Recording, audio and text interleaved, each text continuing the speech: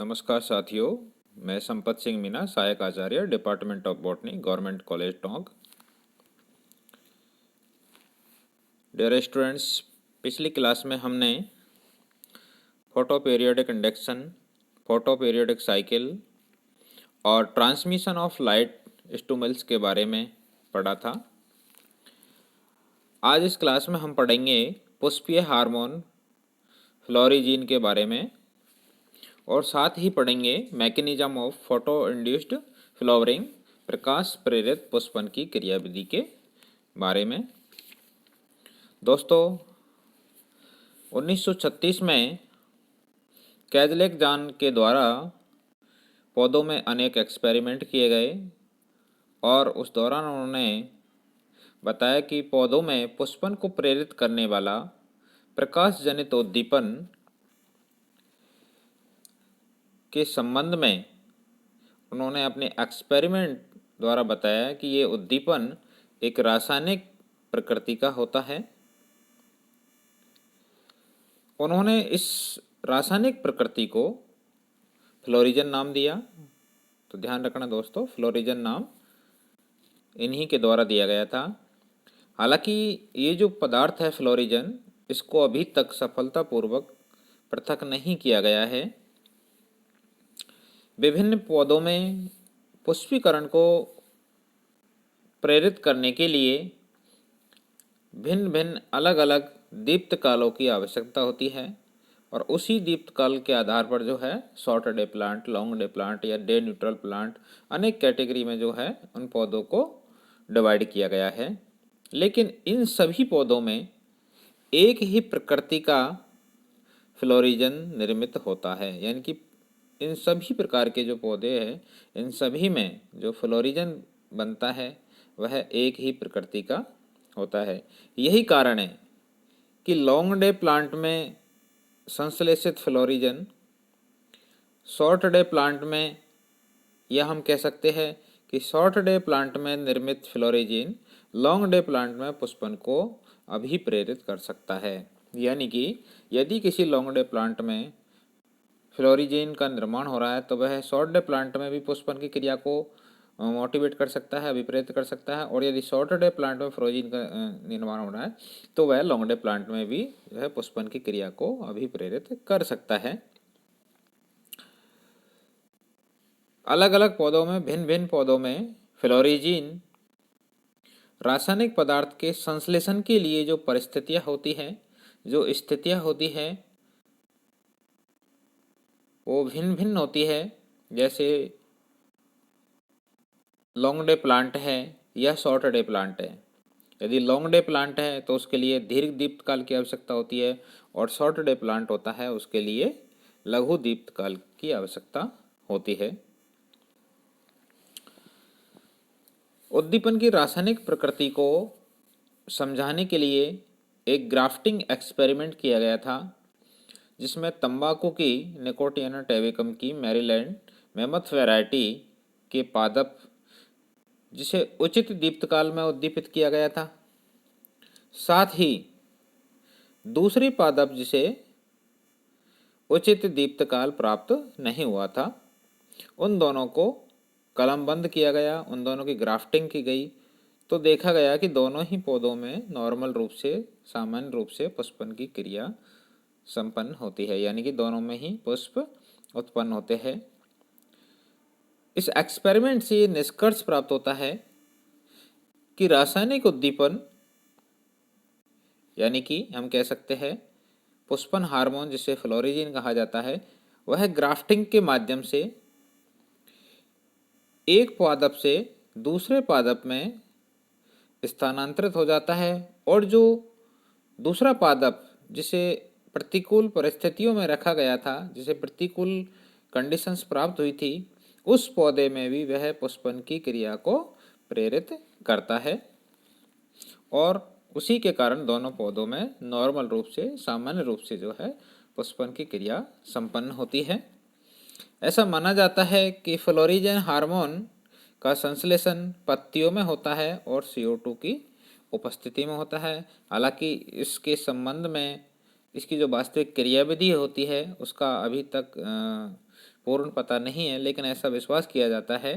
कि संभवतः ये माना जाता है कि जो फ्लोरिजीन होता है वह आइसोप्रिनोइड होता है, या हम कह सकते हैं कि ये स्टेरॉयड के समान कंपाउंड होता है, स्टेरॉयड के जैसा यौगिक होता है। देखिए दोस्तों, आपके टीवी स्क्रीन पर यहाँ एक चित्र के माध्यम से इसे समझाने का प्रयास किया गया है। जब पत्तियों में CO2 पौधे को प्राप्त होती है तो उसके दौरान एक पूर्व पदार्थ का निर्माण होता है, और ये निर्मित पूर्व पदार्थ रेड लाइट की उपस्थिति में, यानी कि लाल प्रकाश की उपस्थिति में, या सुदूर लाल प्रकाश की उपस्थिति में, दोनों ही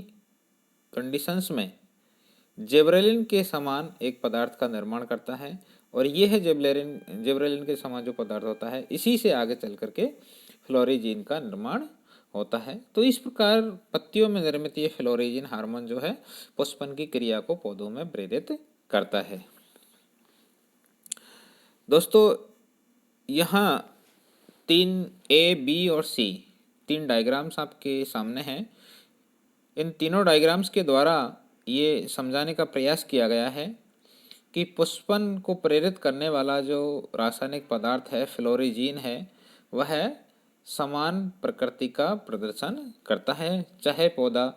लॉन्ग डे प्लांट हो, चाहे वह शॉर्ट डे प्लांट हो।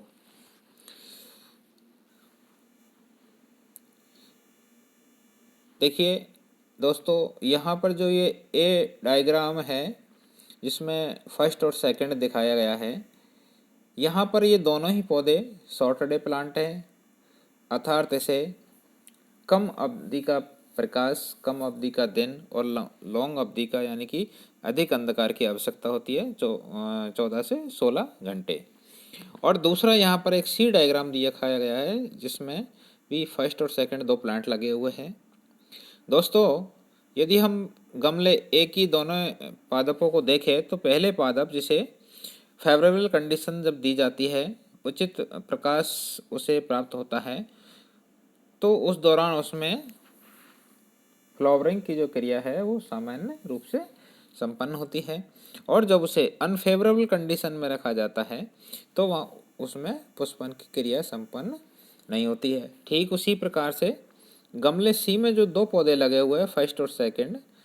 जो कि लॉन्ग डे प्लांट है, इन पौधों को भी यदि फेवरेबल कंडीशन दी जाती है तो फ्लावरिंग की क्रिया नॉर्मल रूप से संपन्न होती है, और जब उसे अनफेवरेबल कंडीशन में रखा जाता है तो फ्लावरिंग की क्रिया संपन्न नहीं होती है। लेकिन दोस्तों, बीच में एक डायग्राम,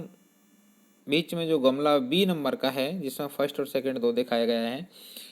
इन दोनों ही पौधों की, यानी कि एक लॉन्ग डे प्लांट लिया जा रहा है इधर से और एक शॉर्ट डे प्लांट, एक लॉन्ग डे प्लांट और एक शॉर्ट डे प्लांट, दोनों को ही लेकर के उनकी ग्राफ्टिंग कर दी जाती है, उन्हें कलमबंद कर दिया जाता है। और फिर उसके बाद में कलमबंद ग्राफ्टिंग करने के बाद में यदि उसे शॉर्ट डे प्लांट के लिए आवश्यक से जो उचित कंडीशंस होती है फ्लावरिंग के लिए, यदि वो उसे प्राप्त होती है तो देखा जाता है कि उस दौरान भी दोनों ही पुष्पों में फ्लावरिंग होती है। और यदि इस बी गमले में लगे हुए पौधे को लॉन्ग डे प्लांट की उचित कंडीशंस दी जाती है तो उस दौरान भी दोनों ही पौधों में फ्लावरिंग की क्रिया नॉर्मल रूप से संपन्न होती है।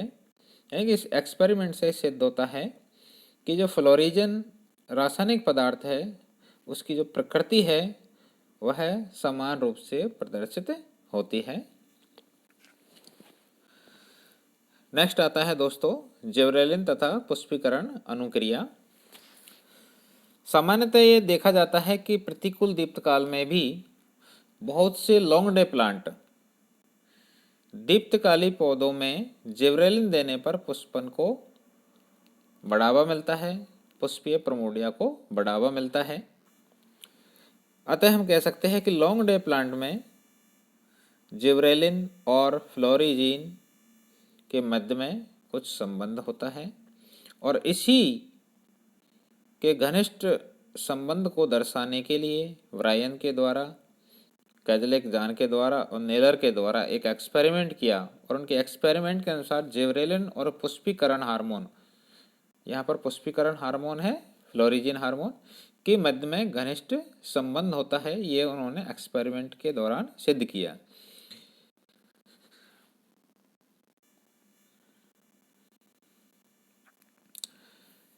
नेक्स्ट आता है दीप्तकालिता और कार्बोहाइड्रेट और नाइट्रोजन रेशो के मध्य में संबंध। दोस्तों, पुष्पीकरण की क्रिया के लिए या पुष्पीकरण के लिए पौधों में पोषक पदार्थों का उचित मात्रा में प्राप्त होना भी आवश्यक होता है। क्रॉस और क्रेविल, इन्होंने टमाटर के ऊपर एक्सपेरिमेंट किया और बताया कि पौधों को नाइट्रेट और कार्बोहाइड्रेट की उचित मात्रा यदि दी जाती है, या हम कह सकते हैं कि पौधों को प्रकाश संश्लेषण की अनुकूल अवस्था यदि प्राप्त होती है, तो उस कंडीशन में पौधों की जो वेजिटेटिव ग्रोथ होती है वो अनुकूल होती है। जब पौधों में नाइट्रेट की कमी हो जाती है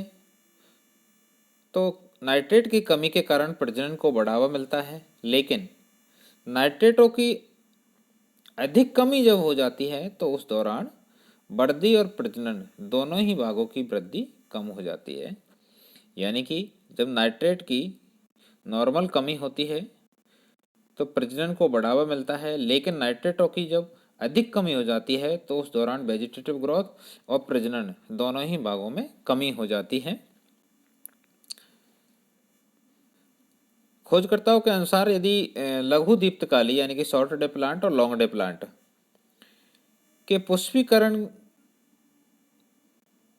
का जो सूत्र होता है उसमें कार्बोहाइड्रेट और नाइट्रेट, या हम कह सकते हैं कि कार्बोहाइड्रेट और नाइट्रोजन का जो अनुपात होता है वह भी लॉन्ग डे प्लांट और शॉर्ट डे प्लांट दोनों में ही फ्लावरिंग की क्रिया को, पुष्पीकरण की जो क्रिया होती है उसे प्रभावित करता है।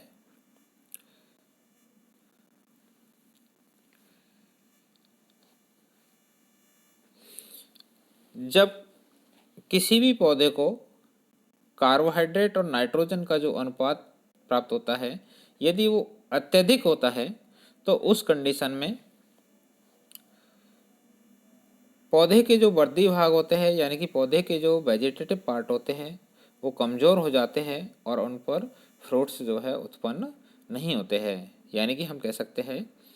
कि जब अत्यधिक कार्बोहाइड्रेट होता है और बहुत कम नाइट्रोजन का अंश होता है तो उस दौरान पौधे में केवल वेजिटेटिव जो भाग होता है वह बहुत ज़्यादा कमज़ोर हो जाता है और फल उस पर उत्पन्न नहीं होते हैं। दूसरी कंडीशन आती है कि जब पौधे में अधिक CN अनुपात होता है, इसका मतलब ये हुआ कि जब अधिक कार्बोहाइड्रेट होता है तथा अपेक्षाकृत साधारण नाइट्रोजन के अंश होते हैं तो उस दौरान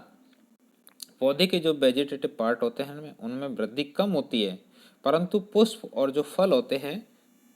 वे अधिक मात्रा में उत्पन्न होते हैं। तीसरी कंडीशन आती है कि जब CN रेशो कम होता है यानी कि कार्बोहाइड्रेट नाइट्रोजन का अनुपात कम होता है, तो उस कंडीशन के दौरान भी पौधों में पुष्प उत्पन्न करने की जो क्षमता होती है वह उनमें नहीं होती है, या हम कह सकते हैं कि CN रेशो जब कम होता है तो उस दौरान पौधों में पुष्प उत्पन्न करने की जो कैपेसिटी होती है वो नहीं होती है।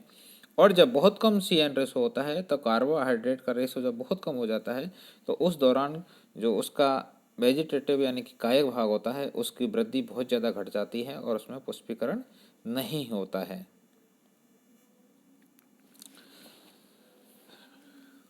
नेक्स्ट आता है दोस्तों mechanism of photo induced flowering. Thank you दोस्तों, इसके बारे में हम नेक्स्ट क्लास में अध्ययन करेंगे।